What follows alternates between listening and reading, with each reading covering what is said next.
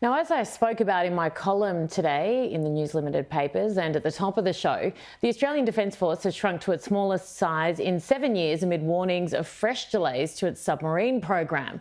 Now, for more, Lincoln Parker joins us. Link, great to see you. Now, you're the person who actually pointed out to me that of the 57-odd thousand, only 6,000 actually carry guns. Now, the nature of warfare has changed over the years, yes. Technology has changed the way we fight wars, but that still feels like a really tiny number.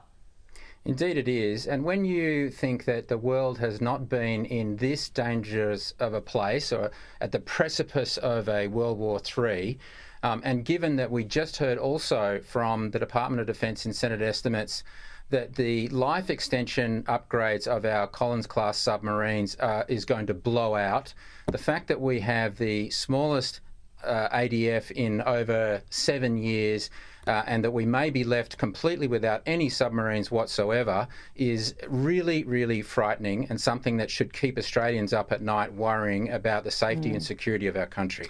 China is experiencing a financial crisis. In fact, there was a great segment on Business Now, which is on just before our show, just about that. What is going on, and how does this, if at all, influence Xi Jinping's desire to take Taiwan? Well, it just might do that. You're absolutely right. China is experiencing a US dollar funding crisis. They're having massive financial instability. And so Xi Jinping right now is selling as many US dollar assets as he can, whether they be treasuries, bonds, or indeed even US dollar stocks, to try and get themselves out of a mess.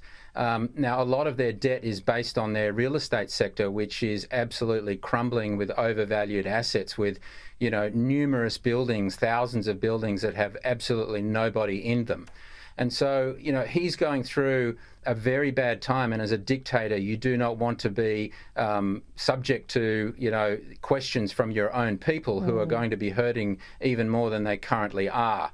So will that mean that he would move up his timeline to invade Taiwan? Well, you can probably see that that would be a nice distraction for him to do so, whilst he is also funding Iran, which is funding Hamas and attacking Israel and US bases. And of course, the US is also distracted in the Russia-Ukraine conflict, funding the Ukrainians. So yeah, we could see right on our doorstep some dangerous times.